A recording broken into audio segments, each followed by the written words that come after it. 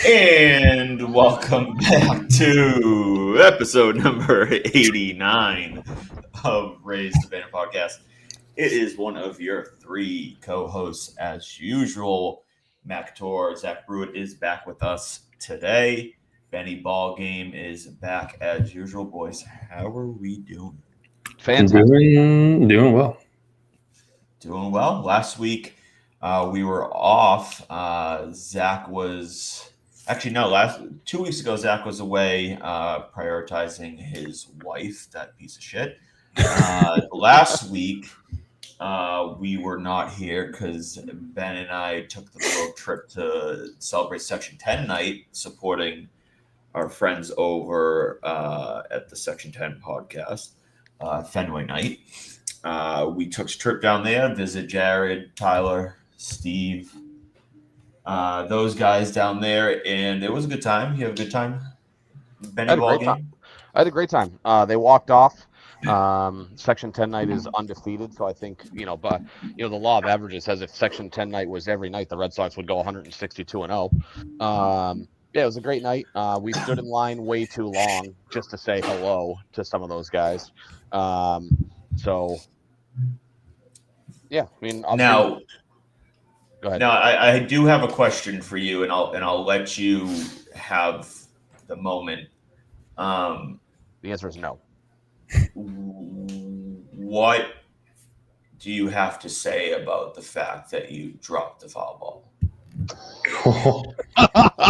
I did not channel my inner athlete at all. I was the guy that was a guy you see on TV and you go, oh my God, how do you drop a foul ball that literally lands in your hands? At first, I was like, oh, that looks like it's coming close. And I was like, wow, it's actually heading right for us. I wonder if I can reach it. And then I think in the moment, I felt as if the guy next to me, who was easily 20 pounds heavier and like 6 to 8 inches taller than me, like not like a fat guy. He just was a larger than life human being. Zach, if you listen carefully, you're hearing an excuse. I was going to say, it sounds like an excuse waiting to be chewed out here. And then I was like, I'll just put my hand up, like maybe. And then the guy next to me never reached for it, so it literally hit me in the palm and bounced and landed in some drunk guy's lap behind me. And I don't think I've gotten over it. I think I'm still stewing. Not only is it not an excuse, you also didn't apply yourself hard enough, so that it's really a double whammy as to why you lost it. Yeah, I will say foul balls when they're up in the air, they're very deceitful of like where they're going, right? Yes. Like by where they hit their feet. Like, I mean, Matt, how many times did a foul ball go over our head by like 300 feet that I stood up for, thinking it was coming right at us? Yeah, well, to be fair, you're just very overdramatic. There are multiple occasions where I didn't even look up. I didn't even look up into the air. We were Loge 110. First row of Loge, like kind of right behind the dugout. So we were like, we were pretty close, but we were sitting there, and like multiple occasions, I didn't even like look up, and Ben's like, like a kid in the candy store is looking for his first foul ball. 100%. And then he sits back down, and I'm like, it wasn't even close to us, Ben. It went up. It was a second deck too. Yes. You're like, hey Ben, that landed on what's that? Causeway Street. No, Causeway Street. That's the garden. Nowhere near. That is a fucking behemoth of a. Yes, I know that's how far it went away. But that's a little too much of an embellishment. Like some of the ones where what is it? Is it Van Ness? Is that the one that's like? It's like behind. Van Ness is like behind. It's where the players the slam deck. Yeah. Yeah. There were a couple that probably landed on Van Ness Street, nice. And I was acting as if it was going to land in my lap. Well, yeah, but my palm still hurts, and my ego hurts more. He gave a valiant effort. I will say that. I gave myself a solid B-. Like if I could do it all over again, I would have used both my hands, and I would have a foul ball. Well, hindsight's always 20/20, right? It is, or sometimes 20/10. Better than 20/20. That was a good year. You missed it, and I'll give you the effort. The one thing I'll say about it thing I'll say about it is, as a coach, you didn't give it 100%. No, there's a statement that there's and I'm going to paraphrase, but there's a quote that always resonated with me, and it was from Gino Auriemma. He was addressing the UConn men's team, who I don't know if it was the going into like the field of 64. I don't think they qualified for Omaha this year, that particular season. I want to say it was 2023, and he had met with them and it was their first time qualifying for the national tournament in a while. And he basically said something to the effect of that going out and playing 100% and losing, like there's honor in it, but going out and like half-assing it and getting your ass kicked is unacceptable. And I definitely fell into the didn't give 100% and still failed category. Yeah, and that's where I find it mildly unacceptable. So mildly, that's incredibly unacceptable on my part. Yeah, so I'm a little bit disappointed in you. I might have to tell your two daughters about this one day. I mean, and let them like Section 10 does, that little suspension coming around, you know? Yeah, an RTB suspension for the lack of effort on a foul ball. But anyways, let's get back and we'll do Red Sox a little bit later. The New England Patriots coming off. It might be like it's a different type of frustration that we've felt in recent years. The recent years have been embarrassing frustration, more just like we absolutely suck frustration. This was we outplayed them where we were better than them, and we literally just kept giving them the game frustration, and that's how you lost. You lose the turnover battle 5-1, and you only lose the game by 7. I don't want to say that's impressive because that's not how you want to describe a loss, but that's impressive. Like and never mind the fact that 2 of the turnovers were on the 1 yard line. It was quite impressive. But overall, what are your thoughts heading into week 4 right now? How are you feeling? I know, Ben, you're not overly confident. And by that, I mean you're not confident at all. But what are your thoughts, boys?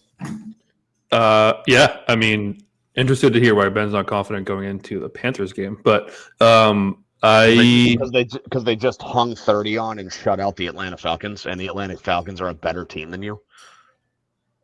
Are they? I have doubts about that though too. Better roster, I'd say, but better team. I'm not sure. I agree with like the frustration in terms of the loss because it was easily a winnable game. Again, you can't turn the ball over on the 1 yard line two times in a row. The one thing I will say is that Drake's pass was tipped at the goal line. Now that being said, he still should have made that read faster and gotten the ball out a lot faster. He was wide open. But the positives are like you said, the defense really showed up. Alex Kerr, how do you pronounce his last name? Whoever is taking over defensive play calling for Nick Kerr. Exactly. Was exceptional. Really 2 games in a row he's played a really, really, really good game. I know they pretty much gave up 30 points to Miami last week, or 2 weeks ago. But really, really good game defensively, ugly game offensively. I think it looks like I got a notification from the Sleeper app that Travion Henderson was now taking first round or first team reps with that running back. Hopefully that sticks. Hopefully they go offside or to the right side at some point with Travion Henderson. It feels like they've only run to their left side with him. Hopefully that changes. I don't know why they only go left side with him. But moving forward, they got to move off of Pop Douglas, and I would love to see them incorporate, Booty more. We always want to see more Booty, and we like to Kyle Williams. Do you guys hear the broadcasters in the game when Greg Olsen laughed at him and he couldn't keep it together. Yeah. He was like shaking that, or like something like "give me that booty" or something like Yeah, that. and he grabbed and Olsen booty, was like, and then Greg Olsen yeah, goes to talk, and he laughs. Yeah, I heard he's that. like, "I'm trying to hold it together." Yeah, that was good. But I mean, like you said, overall, is it weird to say that I feel like positive coming out of a loss, because like that game was so winnable if you benched Ramondre sooner after the first fumble, like Bill would have done, you probably win that game. And I think,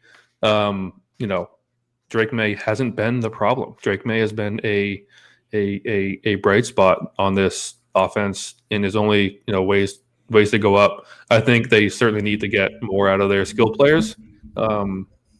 But yeah, if the defense keeps playing like this, I think there's only upward trends to go. Yeah.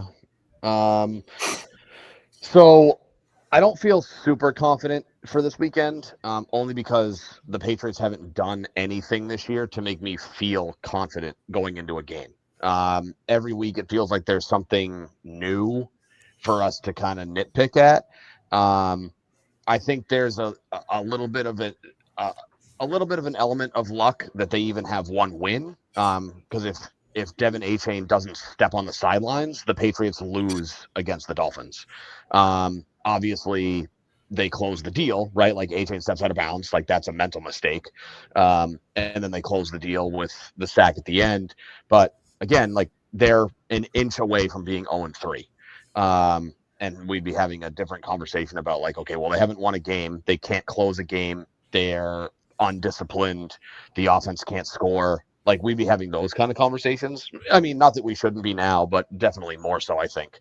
But yeah, I mean, I think that, and I heard this on Zolak and Bertrand today, and it's not something that you want to say as a coach or as a player, but I think as a fan, it's a different story. That, obviously you hate to hear as a player or say as a coach things about moral victories. But I think as a fan, to Zach's point, right? Like how you say you feel positive coming out of a loss. I think from a fan perspective, the moral victory is, okay, we outplayed the Steelers for the most part. I think I'd have to look back. I think there were a couple of things that the Steelers may have done a little bit better, but it wasn't that much. For the most part, the Patriots were the better team.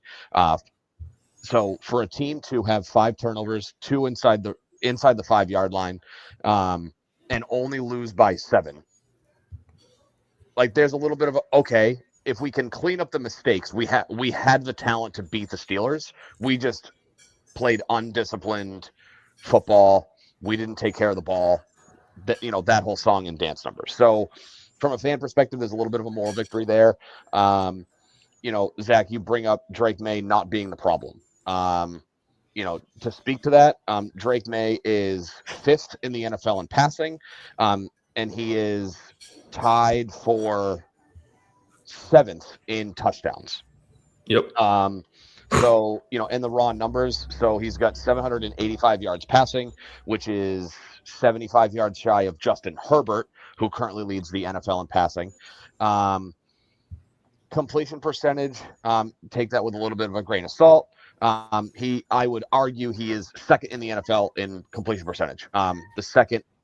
The quarterback second on this list is Brock Purdy. Again, asterisk, he's only played 1 game due to injury. So for quarterbacks that have played multiple games, Drake May trails only Jared Goff in completion percentage. Goff sitting at 77.9%, which is ridiculous. And then Drake May at 72.6%. I don't know what the numbers are in terms of, the analytics love to talk about like turnover worthy plays versus actual turnovers. But if you want to talk about actual turnovers, Drake May's been okay in that respect.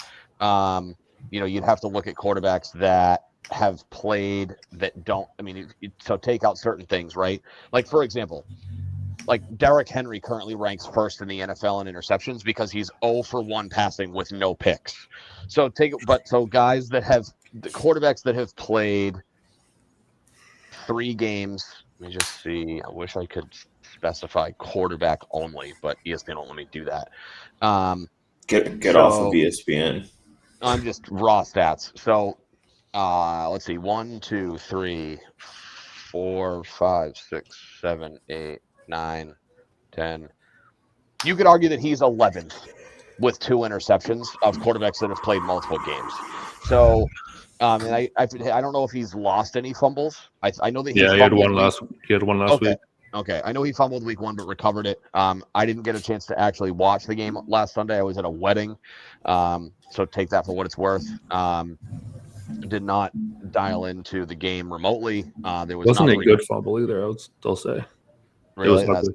Yeah, he like went to go pull it down, and then he tried at the last minute to like throw it away or throw it to the nearest running back, and he like just completely bobbled it and put it on the carpet. Dumb decision. Stupid decision, but So if you want to talk about QBR, he's league average, 57 just over league average, 57.5, which ranks 15th in the NFL. So, to Zach's point, Drake May certainly hasn't been a problem, but I don't think he's overcoming enough to be. He's not a reason they're losing, but he's not being the guy that's a reason they're winning the game either. Which I think is a fair. I mean, granted, it's only been 3 games, and we knew this coming into the season. They do not have top-notch talent at the skill positions. I know that Pop Douglas has been pretty inconsistent. Hunter Henry's been basically his number 1 target. He has shown a lack of I don't know if it's a trust or a desire, but he is not really targeting the wide receivers much. And they have quite the rotation of wide receivers. Kayshon Boutte currently has the highest share of the offensive snaps at wide receiver, followed by Mac Hollins. Stephon Diggs, I don't know if he's actually hurt or if they're just really taking it easy with him and not putting a ton of pressure on him. But after 3 games, he is still sitting below 50% of the snaps on offense. I would like to think that that's because he's not 100%. He's good enough to be out there, but he's not 100% to be out there for 65-70% of the snaps. So going into this weekend, I'd have to look at the lines. I would imagine they're favored, but I don't know. I would imagine it's a relatively close line. Let me just bring it up real quick. Actually, Pats are favored by 5.5. That feels like a lot. So, I mean, and we'll see. Matt and I were talking earlier about me not being super confident. I know Tet he did not practice today. So if he's out, that obviously makes it a lot easier because the Patriots' biggest bugaboo this season has been defending the pass, not necessarily defending the run. So, I would say, like, at least so far, I would say it's probably 50-50.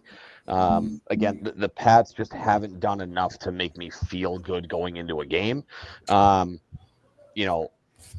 Hopefully they got to clean some stuff up. If they can play more disciplined football and take care of the ball on offense, this team could very well be, I would say 2-1. I just think that their game plan week 1 on offense was odd. I don't think that they necessarily played themselves out of that game. They didn't do enough on offense to really compete. I mean, if they just simply have 4 turnovers last week, they probably win that game.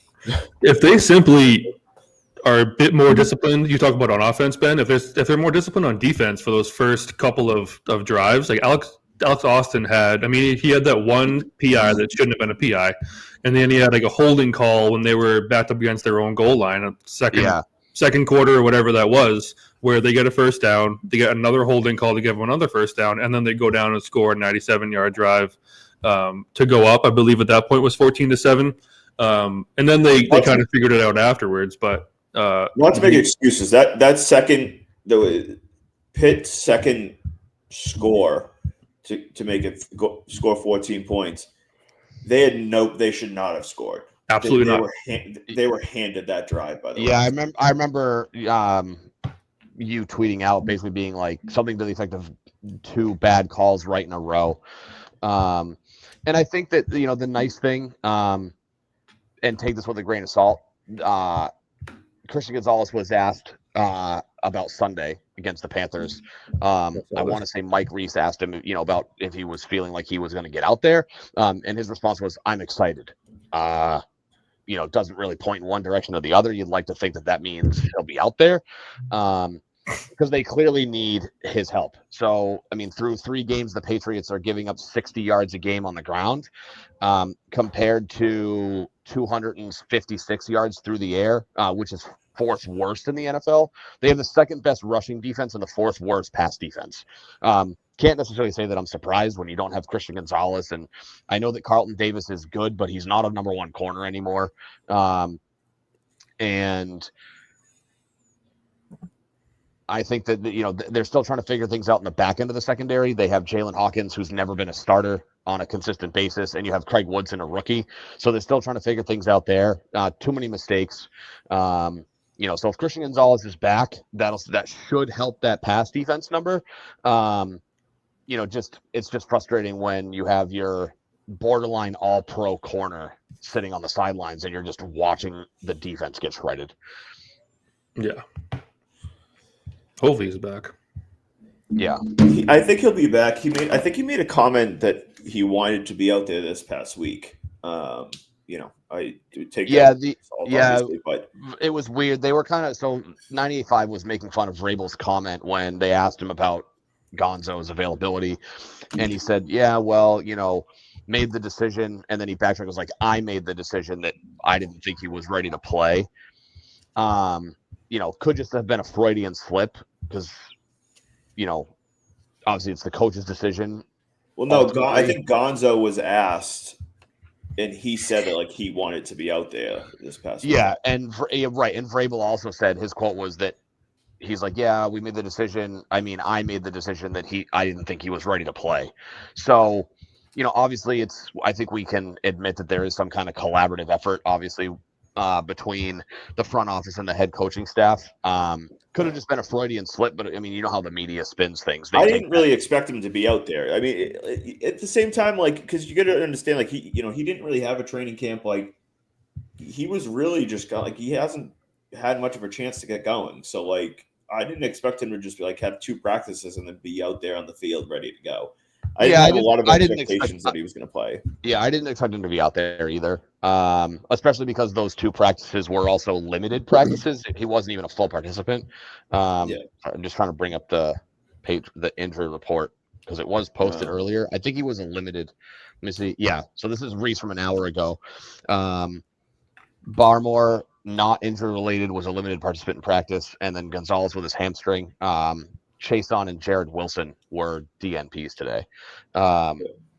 So, hopefully he can work his way back. Breer had some comments the other day saying that Gonzalez, to his knowledge, that Christian Gonzalez has not had any setbacks with his hamstring, which of course sends the media into a frenzy to be like, okay, well, if he's not having a setback, then good God, what the hell's the issue?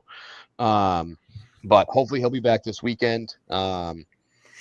Because they're kind of at that point in the season where they need to kind of turn things around now because they're still in the it's mostly soft part of the schedule. Obviously, they have the Bills next week, and then they go into a kind of a pivotal point where it's some combination of the Browns, Falcons, and Titans, where you kind of have to have at least 2 of those games. Yeah, if they come out of this, and the Saints are in there too. 2-2. Yeah, and if they can be 3-3 after the Saints game, because love the Patriots, I'm not picking them to beat Buffalo week 5. No. But if they can compete and feel good and then go into that Saints game and be 3-3, well, now you go into a pivotal part of the season where if you can be 5-4, 6-3, if you can be a game or 2 over 500 after 8-9 games, then you're feeling a lot better in that case. But obviously take it week by week. But they got to start they got to be better on all sides of the ball because we can't be, God forbid we can't be, 1-4 going into that Saints game. No, you start out 2-2. You win this game against the Panthers. Hopefully you get Christian Gonzalez back. Then your defense, and if the defense can keep doing what they're doing, then you're in a better spot, and obviously you just keep getting better on offense. Then Yep.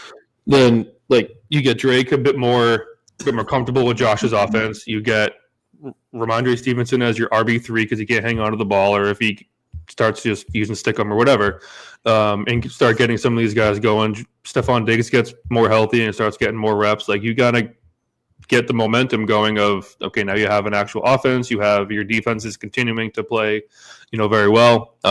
Special teams is going to be special teams doing whatever. If you can go into, as you said, was that week 6, week 7, 3-3 against the Saints, then should win that game, should win the Falcons game. I know that we differ on the Falcons as a team and where they are, but like then their schedule this year isn't all that strong. Wait, who thinks the Falcons are good and who thinks the Falcons are bad? I think they're a good roster, but a bad team. And Ben thinks they're good. Ben thinks they're a better team than I do. Right now, I would say the Falcons are a better team than the Patriots. The Panthers must be really fucking good. I don't think one game would dictate that. I will say, I'm just being a jackass. But looking forward to this week, though. So overall, I think the Patriots have to take advantage on the ground. The Panthers are kind of in the middle of the league in pass defense. 1, 2, 3, 12th against the pass. But they're not very good against the run. They're near the bottom of the league. They give up almost 138 yards a game on the ground. So, if they can clean things up in the run game and control the line of scrimmage this weekend, they should be in good shape. But especially these next, few weeks, you run into situations where you're going to have to take advantage of something. So, the Panthers rank near the bottom of the league in terms of their run defense. The Buffalo Bills have the worst run defense in the NFL. And both the Panthers and the Bills rate near the top of the NFL in terms of their pass defense. So these next 2 games, like the Patriots really need to square things up on the ground. And then perfect timing. So hopefully they can, figure things out. Henderson was supposedly leading the running back group today. So I read that we'll see there. The one thing I want to comment on in terms of the Steelers game and just kind of the first 3 weeks, I have noticed, and one thing I commented on in post game of week 3 is there, in my opinion, there's positive trends in terms of the scheme and Josh McDaniels' adjustments altogether. I do see adjustments from him in terms of making May a little bit more comfortable in the offense. Ben, I obviously know you weren't able to kind of see the game live on Sunday, so it's tough for you to kind of be able to give your opinion on it. But he's definitely getting May out a little bit more in space. There's a little bit of creativity, kind of some bootlegs. Some of those plays where they roll them out to the right, then it's a pass that kind of diverts to the left side. They did, I think, that to Hooper on one play against the Steelers. There's definitely some good diversity that they're starting to work into. The one thing I would like for them to see is to really start to push the ball a little bit more vertically down the field now. They're definitely, it's showing to be a little bit typical of a Josh McDaniel offense in the sense that it's running through the tight ends and the running backs. And so, that's not shocking because, I think your better players are from those positions. I think Henry's a good player. I think Cooper is a reliable tight end. And we know, Stevenson is Stevenson. I think when he's playing well, he's a solid back. And we know Henderson can have the upside to be very good. And we know Gibson is solid. But I would like to see them start to stretch the game a little bit more vertically, a little bit more taking shots downfield. We saw that with Booty with May last year. I mean, we know that they have that connection. Vrabel, they asked Vrabel if we will see a little bit more of Kyle Williams. His response was hopefully. I don't know what the frick that means. Hopefully, yeah. I mean, me too, Rabel. I hope we see more Kyle Williams too. It's kind of your call. Afton Chisholm, like I hope we see some of him. I'm sorry, I'm out on Douglas at this point. He sucks. I don't know. I really don't know like what is going on with him. You know, I'm not going to sit here and pretend that like I've watched every single snap of his on all 22 and it's 100% on him and not, but like it's just not working. It's not. He struggles to get open against zone. Teams are playing a lot of zone against us. The fourth down play call.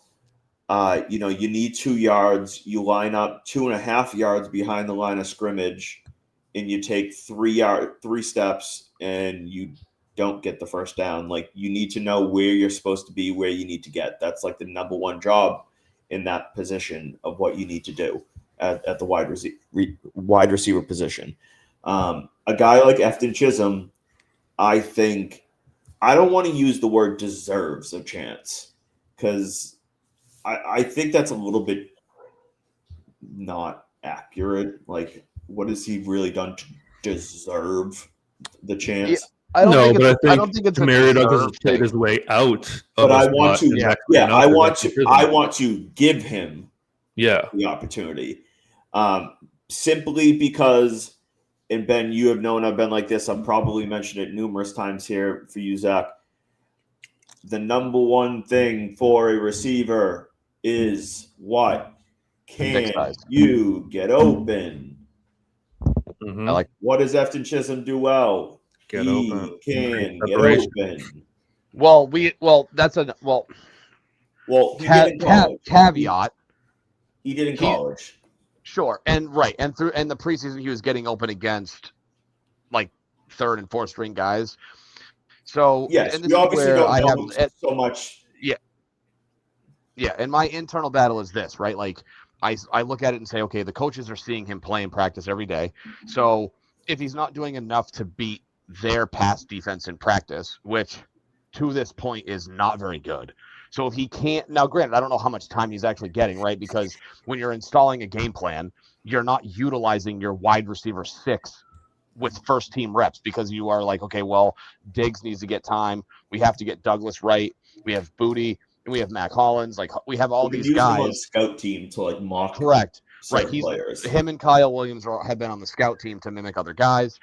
But I would like to Zach's point. I think that Douglas has played his way out of the conversation to be you must get first team wide receiver reps every day at practice. Like he has not played well enough to maintain that status with the team. Now, you can make the argument that Chisholm may not be the next guy that he needs to step up because you figure him and Kyle Williams have roughly the same skill set. Like neither one of them's an outside possession. Like they're not an outside burner. They're not a possession guy. Williams can definitely go deep though. He's got the speed to go deep. He does, but I would say, but his bread and butter is making guys miss after the catch and get him out in space. Like he's not who's a good example? Like Mike Wallace from back in the day. Matt, you might not be old enough to know who Mike Wallace was. Throwback name, yeah. But he might be. He doesn't know who Mike Wallace is. I'm 29, bro. I'm not 16. I mean, you Gen Zers don't know anything. Yeah, don't even start with me. So, but like you take a guy like Mike Wallace. Like Mike Wallace did one thing good, and it was, hey, run 30 yards downfield past the defender, and we'll have the quarterback just chuck the ball up and go get it. Right? Like that's not what. I mean, Kyle Williams can run by guys. We've seen that on the tape. But you figure both of those guys are shifty, elusive. Like just get them the ball and let them go cook in space, make guys miss, fight for extra yardage. So I think that, guys, Douglas has played his way out of that position. I'd love to see guys like Chisholm and Williams get their chance to showcase what they can do. I mean, not that Douglas is not like a guy that you see in the future because he's 23, 24 years old. So he's still young. Wildly disappointing. Is he that young? I mean, he was a 6th round pick 2 years ago. So I can't. Maybe 25, 24. So Pop Douglas I'm sorry, he'll be 25. 24. Damn. He'll be 25 in December. So, again, Jamie like can't play. he's young enough that could potentially still be part of your future, but you have Kyle Williams, you just drafted him. Efton Chisholm, you signed as an undrafted rookie free agent. So it's like these guys you have to know, especially now because you're at a crucial point in Drake May's development, that you have to build around him so that he can make the next jump. Not to say that he can't elevate guys, but you still have to build around your quarterback. You can't just give him, you can't just say, oh, hey, here's 3 scrubs, good luck, and, see what happens. But, if you want to know if Williams and Chisholm can be part of the future and be guys that Drake May can rely on, they kind of have to see the field and maybe they don't have to be high leverage guys, but like throw them in the field throw them on the field in a situation where, the game's out of hand one way or the other, and just be like, hey, this is, we want to see what you got so we can see if we can start mixing you guys in with first team offensive, game plans. And, I was telling Matt this earlier today. I don't know who said it, but I guess one of the concerns about Henderson is that he's shown that he doesn't really see the holes very well. I guess he just runs to contact a ton. And that they're not, the guy that was reporting, I think I heard it on 98.5, that it wasn't necessarily definitive if it's just that he can't see the hole or if his initial plan is to attack the defender head on and try to like just run him over, because Henderson's big enough that he can do that, but his skill set is that he probably should be trying to make guys miss or beat them around the edge. And that might explain why to this point we haven't seen Henderson get as much time as we may have expected. But obviously he started getting some first team reps today, so hopefully he's going to get mixed in.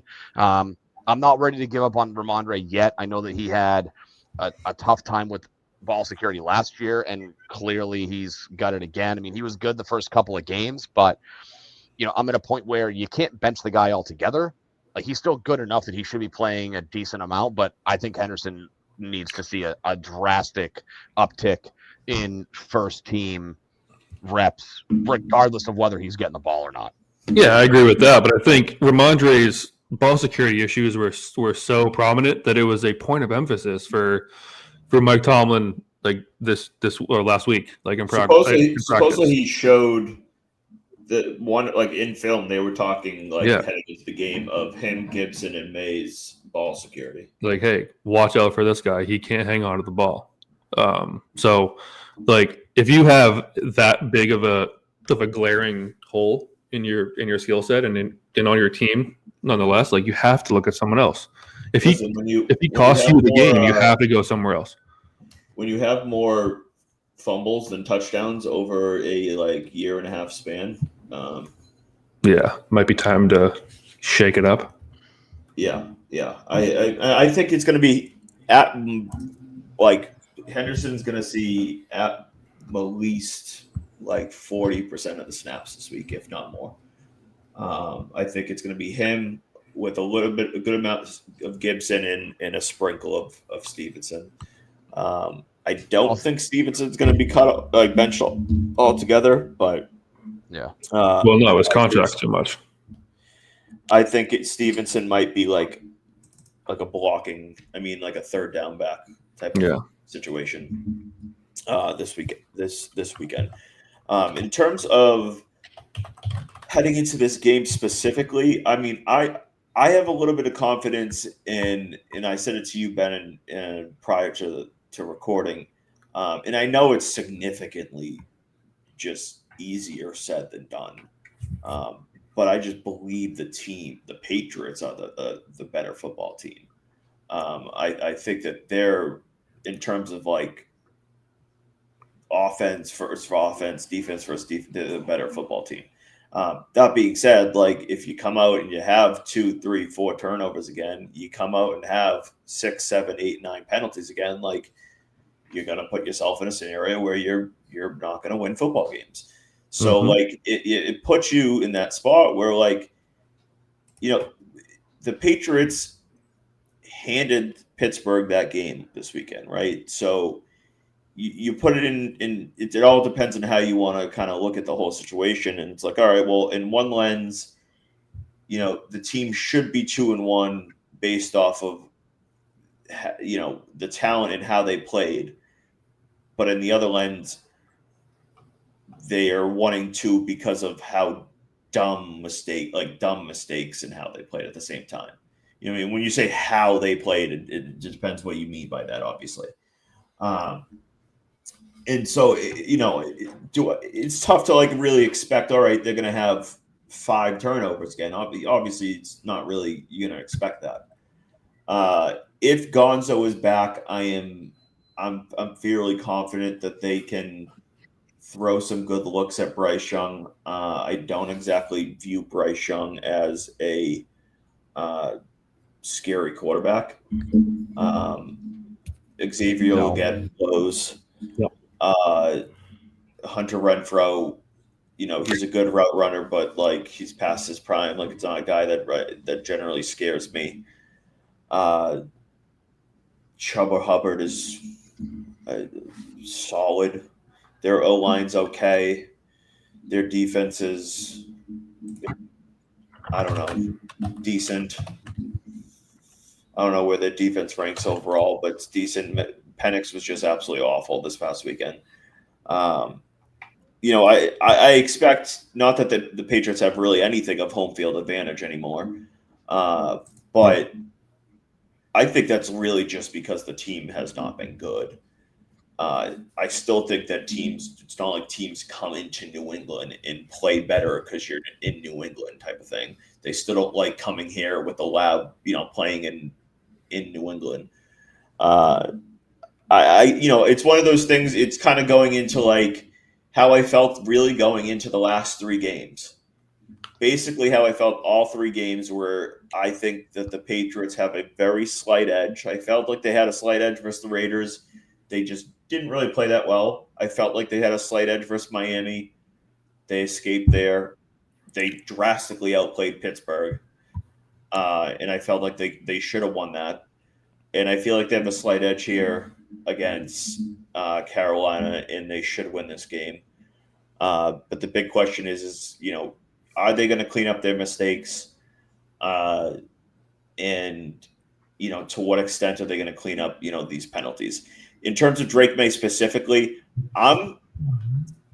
Zach, you watched it. Do you remember the ball? He stepped up in the pocket, kind of air milled it, and it almost was picked off over. It might have been Douglas's head going across the middle.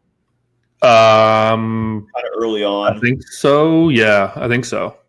Those are the plays, and I think there might have been a penalty, so it wouldn't have counted anyways on like a holding call on that, and that might have what led to why it was an errant throw anyways or something like that. Mm-hmm.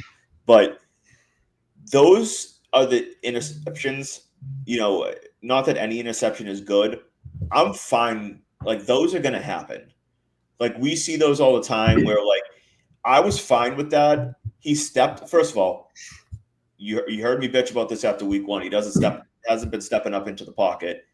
He's been throwing like little daisies when we know he can kind of rip it. He stepped up, ripped it. It was a little high. It sailed on him a little bit. Those are going to happen. Those interceptions are going to happen. It's what I don't want to see is just the horrid interceptions, or the horrible fumble decisions like we saw last week, where he escapes up into the pocket, which was nice, but you could clearly see the guy coming from his right, and instead of just tucking it in and accepting the sack on 1st and 10, he decided to try to make a hero play and just kind of like heave it away to a nearby guy. Yeah, and he couldn't do it in time. Those are the plays as a quarterback you need to learn, like live for another down. And those are the things that like he needs to learn as, you're in year 2 now, right?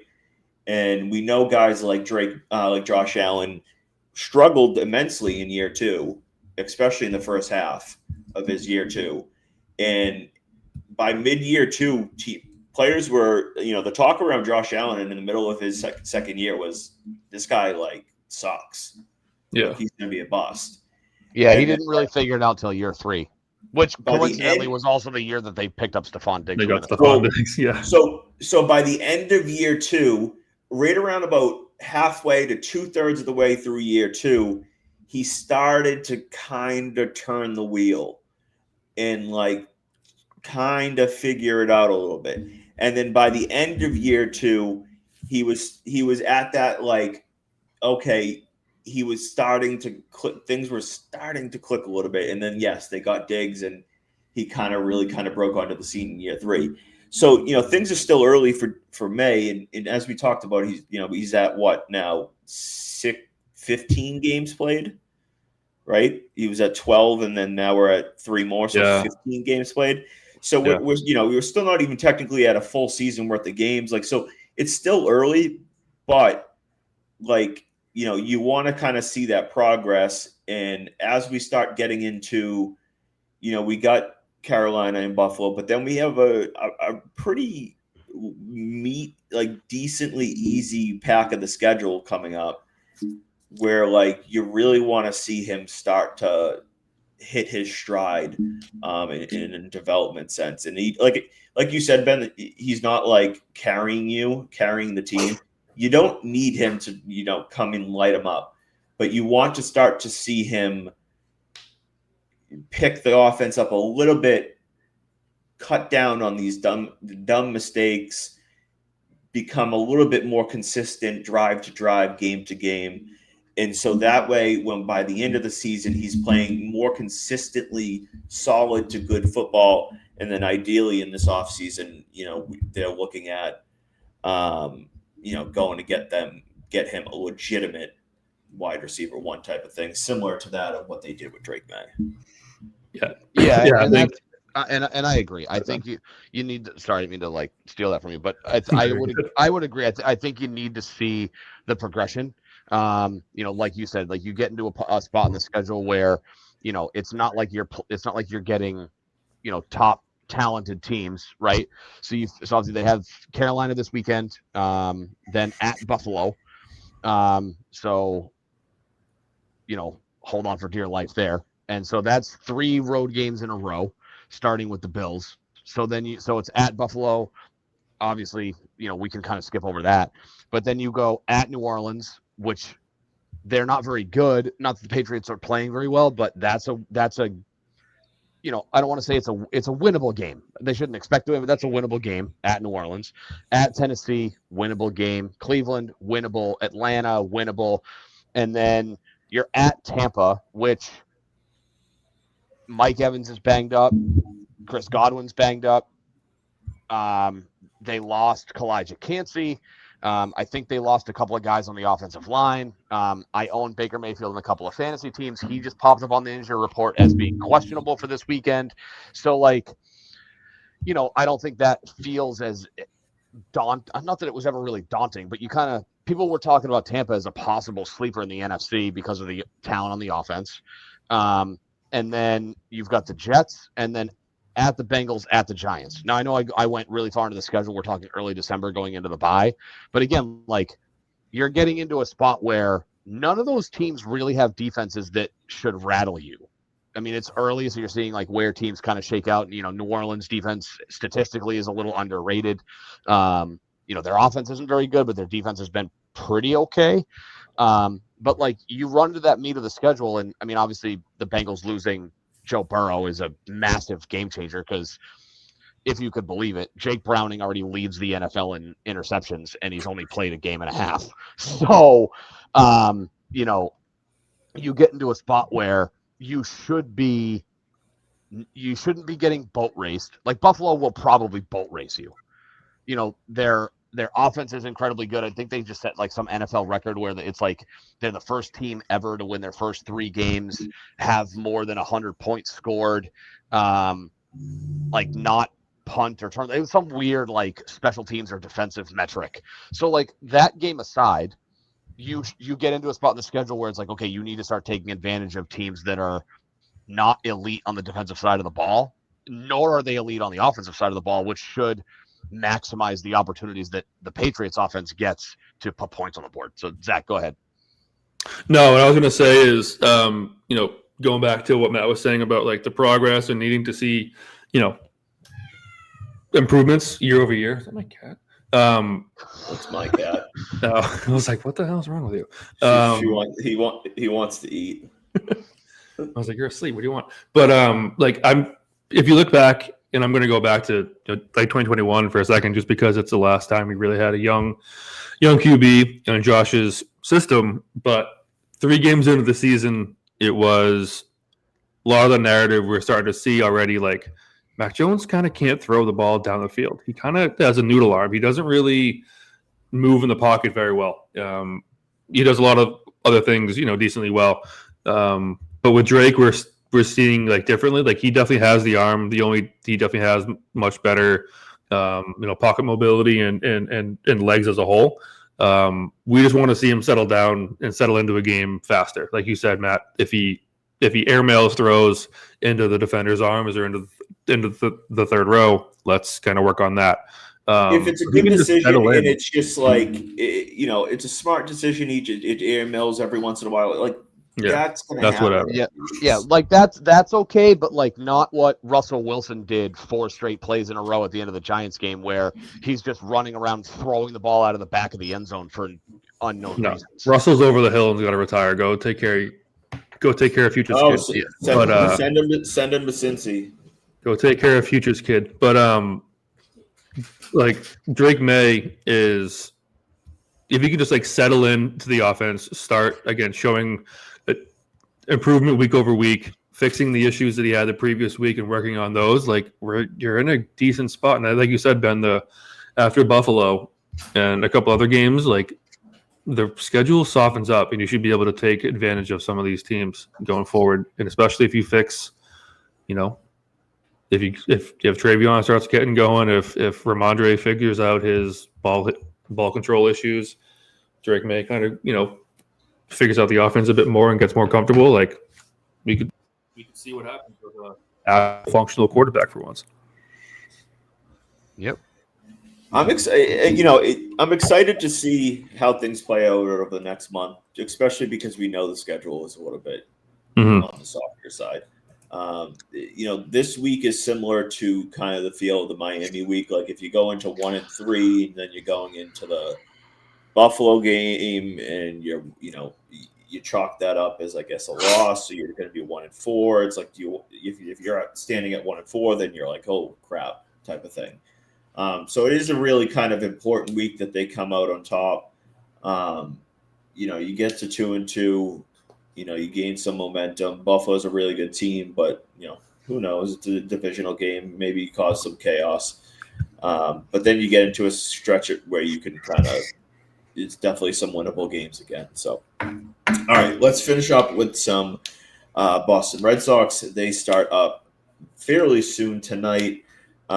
They have 5 games left on the schedule, 2 more against the Jays before they come home and face the Detroit Tigers. They currently have a 2-game lead on the Houston Astros with a tiebreaker, so it's a conceivably 3-game lead. So they're in a really good spot over them. Basically, if I'm not mistaken, is this correct, Ben? If they win tonight and the Astros lose, do they knock them out, right? No. Their magic number is 3 to clinch a playoff spot. No. I'm saying from the Astros. The Astros would be knocked out. No, because they're only a game out of a playoff spot.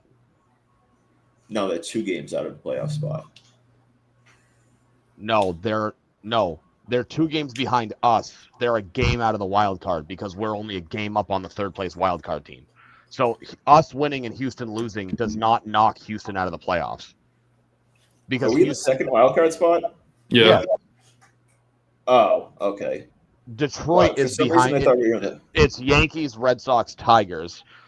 The Red Sox magic number is 3, so we need to win, and then I think it's both Houston and Detroit have to lose. But even still, that doesn't guarantee us anything because we don't own the tiebreaker over Detroit. Detroit owns the tiebreaker over us. So I think that play them. I know, but I don't think the Red Sox can clinch a playoff spot ahead of the I think the only way the Red Sox clinch a playoff spot ahead of the Tigers series is if we sweep Toronto and the Tigers get swept and the Astros lose 2 of 3. I think that's the only way we clinch a playoff spot before going into the Tiger series. It just doesn't guarantee us a particular spot in the standings. Okay. All right. But anyways, yeah. So they're in the second wild card spot. They have a game up on Detroit, who is just spiraling out of control. They are playing the Guardians tonight. They have 2 more games against the Guardians before they come to Fenway. They're currently in a rain delay right now in Cleveland. But they are facing the Guardians. The Guardians now have a game up on them in the division, so they are now in the wild card spot, which sets up obviously a wild last series potentially. The only thing there, I'll say, is if you knock out. No, because I think they can. If you knock out Houston, that would mean that the Sox clinch, because that just means. But they can't. They can't do it tonight. Is my point. No. But you said before the Detroit series. Right. The only way they clinch a playoff spot is they have to sweep. I'm sorry, excluding the Tigers. The only way they clinch a playoff spot would be if they sweep and Houston loses 2 out of 3. The Red Sox would clinch the second wild card if the Tigers also get swept. That's where I was going with that. So if the Sox win tonight and Houston loses, nothing happens. Do they not? Houston's not eliminated? No. Because Houston would. No. The Sox don't clinch a playoff spot? No, their magic number is 3. They would have a 4-game. They would have essentially a 4-game cushion. They still don't clinch a playoff spot. Okay, I guess. Because I guess so. They would have to lose out in Houston. Correct. No, because the reason is if Detroit and Houston all end up in a 3-way tiebreaker, the Red Sox are the odd team out in a 3-way tie. That's stupid. That's why their magic number is 3. That's freaking stupid. That's what I read. They have a tiebreaker over Houston, but if it's a 3-way tie, they end up being that's stupid. Correct, because they don't own the tiebreaker over Detroit, and I believe Detroit owns the tiebreaker over Houston. So because Detroit owns the tiebreaker over Houston and Boston, Detroit gets in and Boston doesn't. Yes, but then how does Houston get in? I don't know. I just know their magic number is 3. That they cannot clinch a playoff spot tonight with a win and an Astros loss. Okay, all right. So I'll double check that, but that was yesterday after the win. Let me see. MLB playoff clinching. Okay. So they're facing up against Crochet. Yeah, I'm gonna go. They're facing Crochet tonight. They got Crochet tonight. He is obviously their ace. He's not been as dominant as he has been in the first half, but he's still been pretty damn good. They're facing Scherzer, who is, he's the name recognition, but he's. So here are your playoff clinching scenarios today. The Red Sox are not included, so I can just run through these. The Brewers clinch the number 1 seed with a win and a Philly loss. The Phillies get one of the first-round byes and home field advantage with a win or loss, or a Dodgers loss. The Blue Jays get the first-round bye with a win or a Cleveland loss, and the Mariners clinch the AL West with a win or an Astros loss. The Red Sox cannot clinch a playoff spot until tomorrow. It doesn't say what. It doesn't say why. It just says the Red Sox can clinch a playoff berth as early as Thursday. So they need 3. So correct. They need some combination of 3 wins or 3 losses, including themselves. Let me just see if it. I don't know how it's not breaking it down. Basically, if they win tonight and Houston loses, they need just a straight catastrophe of a scenario for them not to make the playoffs. Correct. So a win tonight with an Astros loss means that the only way they don't get in is if they finish the season 0-4. And Houston goes 4-0. And then yes. I don't Houston know would have how to go. right, because I think at that point, so if we look at the standings, so if the Red Sox win tonight and the Astros lose, the Red Sox are 87 and 71. The Astros would be 84 and 73. Yeah, so if the Red Sox were to lose out, they'd be 87 and 74. And if the Astros win out, they would be 88 and 74, 88 and 74. So so that's why the magic number is 3. Okay. Anyways, yeah. So they got Crochet tonight. Scherzer's been he's got a 5 ERA. He's not. Yeah, he's got his War Pig shirt on. I do really like this.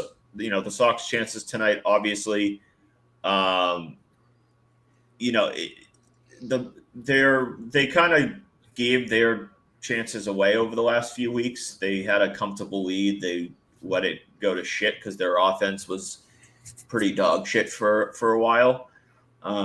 They've waken up a little bit over the last week or so. I think, and thanks due to Masataka Yoshida has been great over the last since the start of September. No thanks to the bastards of Boston baseball who suggested just yesterday that Christian Campbell should be DHing instead of him. Christian Campbell's batting. I mean, Yoshida's batting like 360 since the start of September. But yeah, hey, let's kick him out of the lineup for Christian Campbell right now. But anyways, they're in a good spot to obviously finish up and make the playoffs. But the biggest thing for me and what I want to see from them right now is, put the kind of dagger in it type of situation, right? You have Crochet on the mound. You're on the road. You have the opportunity to kind of make a statement tonight where you got your ace. Let's finish the job tonight. And I know you can't technically clinch tonight, but let's put the dagger in it in the sense of like, there's no more hope for the Houston Astros. And let's get this done tonight. That's what I want to see from them. And I just don't want them to drag it out because, you drag it out now, you go into Bayo, who hasn't been phenomenal lately. And then you going into what? You get early pitching, and then you going into a bullpen game on Friday. Friday's TBD. As it stands right now, you have Brian Bayo lined up to pitch the conclusion of the J series tomorrow. You have a TBD game 1 against the Tigers. Connolly early is the projected start for game 2 of the Tigers series. Then they have Giolito closing out the season.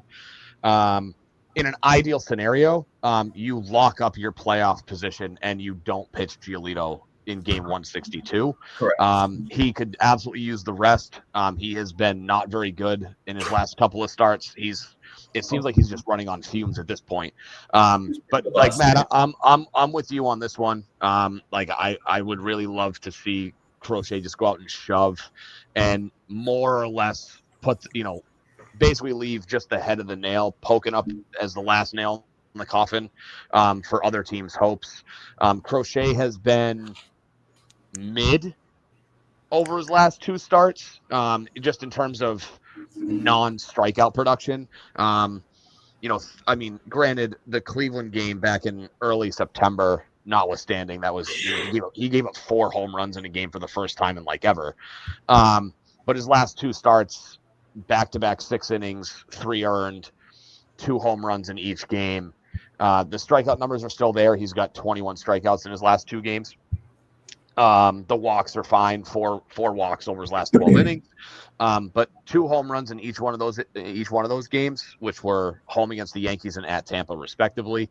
You'd like to think that he can just shove and show that, if he goes out and has another like 5 or 6 inning outing with only, give up 3 runs with a couple of bombs, maybe the background chatter starts to creep in that you're like, okay, like is Garrett Crochet running on fumes? I mean, he's already blown past his career high for innings. He'll go over 200 innings tonight, presumably. Hopefully, knock on wood, as all goes well. But I'm kind of with you.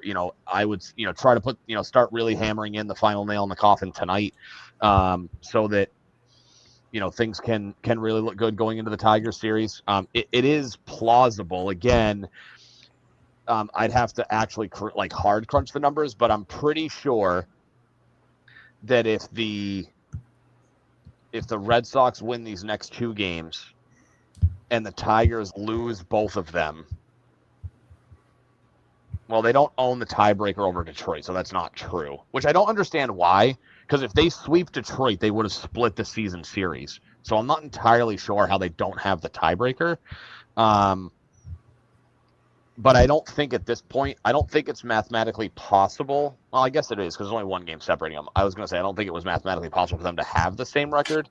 But yeah, I mean, really basically finish the final nail in the coffin, because this is basically Garrett Crochet's last start is tonight. They bumped everybody back so that Crochet and Bayo would basically line up as your game 1, game 2 starter. Well, let me rephrase. It lines up so that in those games they're on regular rest. I'm on the fence as to whether or not I want Brian Bayo towing the rubber in game 2. Maybe we can dive down that rabbit hole. He just hasn't been good enough in his last 4 or 5 starts for me to be like, yeah, he's definitely my game 2 starter. All year he's been really good, but lately it's like, is he definitely your number 2 starter? The only other person that I really would give consideration to would be Connolly Early. The only issue I have with that is he's only pitched 2 games. They were against the same. You don't give it to Giolito? God, no. Yeah, Gio's been really bad the past couple of weeks. Giolito can't get out of last night. Yeah, and he couldn't get out of the 5th inning. He had 100 pitches through 4 2/3. Because he's like still not letting up much for runs. Yeah, it's because he's getting pulled in the 4th inning because he can't throw the ball over the plate. The reason he's not giving up runs is because he's walking everybody. In his last, let's see, I mean, I can look it up. In his last 2 starts, he's got say the reason he's not giving up runs is because he's walking everybody. That makes no sense. He's not giving up hits. He's walking guys. That's why it's I didn't say that he's not giving up. I think the real caveat is he's not giving up runs. He gets pulled with the bases loaded, and then they bring in Greg Weissert to go throw it away because he sucks. Don't let him No. Well, if he comes up with the bases loaded, it still goes on Giolito. That's what I mean. So, he's not the one giving up the runs. It shows up on his ERA, but himself isn't the one giving up the grand slam. It's Greg Weissert. Yeah, so Giolito's last 2 outings. So last night against Toronto, 4 2/3, 3 hits, 1 run. It was earned. 4 walks, 3 Ks. He threw 98 pitches in 4 2/3 innings. Last Wednesday on Section 10 night, 4 1/3, 5 hits, 4 earned, 5 walks, 5 Ks. 90 pitches in 4 1/3 innings. The outing before that was decent, but again, too many pitches. 5 2/3, 5 hits, 2 runs, 1 earned, only 1 walk and 6 Ks. But he threw 99 pitches. Before that, 5 innings, 7 hits, 2 earned, 3 walks, 94 pitches in 5 innings. So he's not going. He hasn't been going deep. I would still rather him than going with the guy that's pitched 2 career games in the MLB. Okay, and he shut down he shut down the number 7 offense in baseball twice. That's why I'm saying I would still rather. You have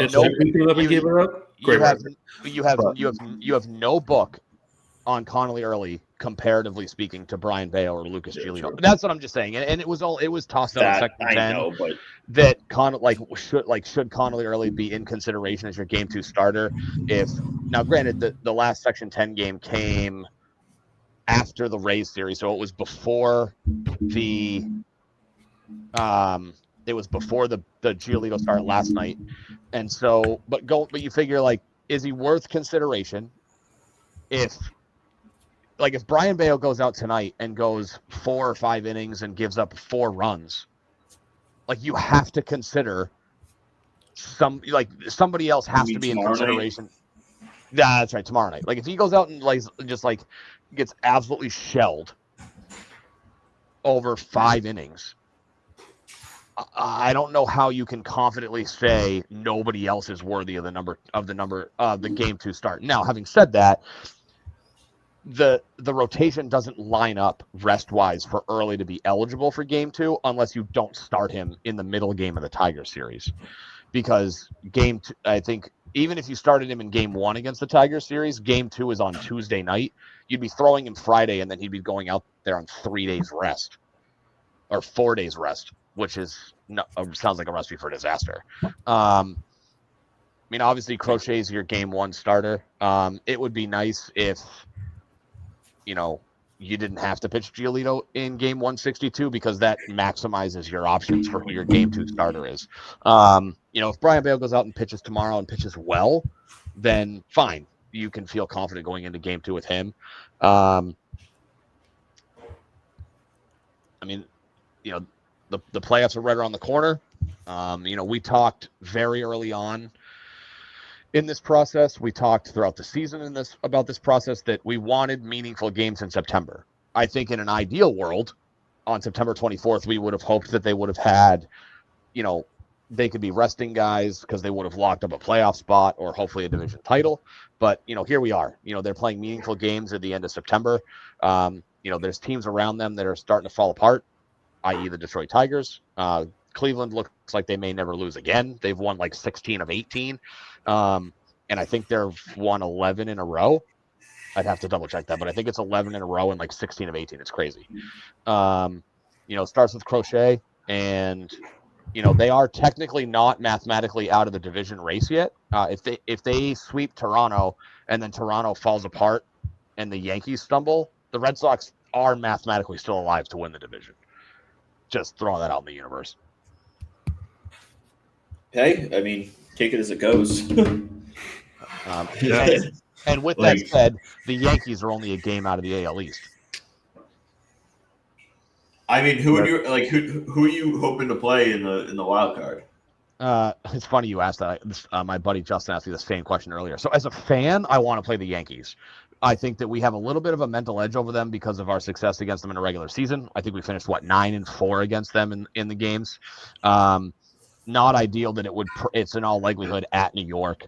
But the fan side of me would want to play the Yankees just to go in there and shut them up. There's nothing like beating your arch rival in the playoffs. I think matchup wise, you kind of might be best off playing Detroit in a 3-6 matchup. And I say that because you'd have an electric start Game 1 between Crochet and Skubal. And if you steal Game 1 in Detroit, which we know their offense has been scuffling, nobody else in that rotation really scares me. Not to say that anybody else in the Red Sox rotation should scare other teams, but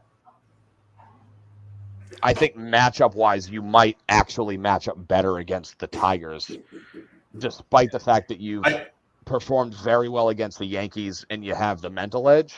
I think matchup-wise, you might be better off playing Detroit. I think Detroit you wouldn't have to travel, because the other option realistically is that you might end up going to Seattle, depending on how the last 5 games play out. And I don't think they'd fare well flying out to the West Coast and having to run through a gauntlet that they have for a rotation. I think that I would rather Detroit would be my top option. I would rather play in going down the list of options. I think my top option would be to play Detroit, then the Yankees, then the Guardians, then the Mariners. No, then the Toronto, and then the Mariners. Well, you can't play Mariners Toronto. are low on my list. That stadium scares me. You can't play Toronto round 1. It's not possible. Well, the Yankees take the division. You still no. I mean, that's true. You would be operating under the assumption that the Yankees win the American League East. Yeah, I got you. You just said they're. Yeah, I was gonna say you just said they're like a game out or something. I thought I was thinking. I was like, you can't because if you figure whoever wins the American League East in all likelihood is the number 1 seed. I just in my head I'm like, oh well, you can't play the number 1 seed. You'd have to play the number 1 seed in the DS maybe, depending on how the bracket shakes down. I don't think I would want to go to Cleveland, because if you are traveling to Cleveland for a wild card series, that's why they're lower on my list. They're also crushing it right now. They're playing hot. They're playing hot. That's why I'd rather play Detroit. I'd rather play the Yankees and Detroit. Yeah. I would maybe even they're right there with Toronto, Seattle, and the Guardians. None of these teams are like, I really want to avoid, but like those are the three that I would prefer not to go to. In a playoff series, obviously, going to West Coast to Seattle is a little not ideal. Like you said, Cleveland could be a tough place to play, and they're very hot right now. And then obviously you got Toronto, which can be a little bit of chaotic. They beat up Gosman a little bit last night, not too much, but you get Gosman game one, who's historically been pretty good against you. And Toronto can hit the ball decently well as well. Yeah, and then you figure I'm not exactly sure how the Blue Jays would shake out their playoff rotation. Obviously, they have Scherzer going tonight. I haven't watched enough Toronto Blue Jay baseball to tell you who they would roll out. I guess Jose Barrios is being considered as a bullpen arm at this point.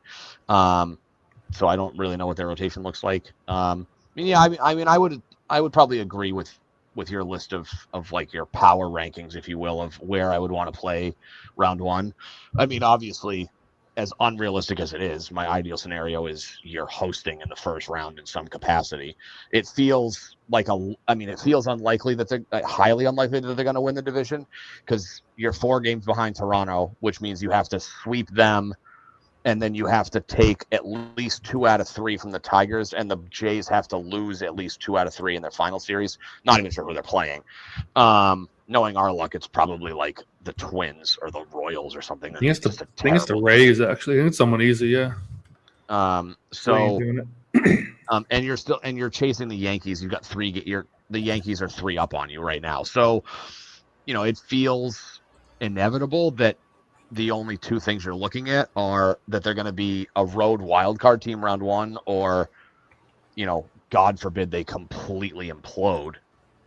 It's either second or third wild card or they're missing the playoffs. Houston's not really in a good way. They're 5-5 in their last 10, which includes losing 4 in a row. And I think so. The Mariners either need to win or Houston needs to lose, and then the Astros' only hope at that point is a wild card spot. But yeah, I mean, I agree with your list. Cleveland is probably the last place I'd want to play, just because I do believe in like, especially with recency bias, teams that are hot going into the playoffs typically perform very, very well. Oh yeah, I mean, we've seen it numerous times. I mean, the D-backs most recently, like you get hot in the MLB playoffs, you can make a run for sure. Yeah. Okay, all right. We're going to wrap it up there. We will be back. Obviously, at this point next week, we will know if the Red Sox are in the playoffs. They should have a wild card matchup if they do. Hopefully, starting. Do they have dates? They have dates at September 30th is September 30th, October 1st, and October 2nd are your wild card games. Yeah. Obviously, the second would be Game 3.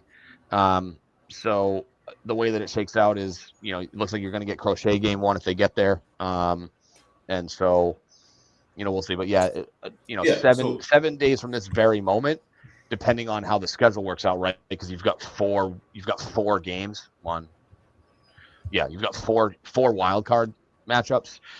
So depending on how they schedule it, 1 week from now, the Red Sox could either be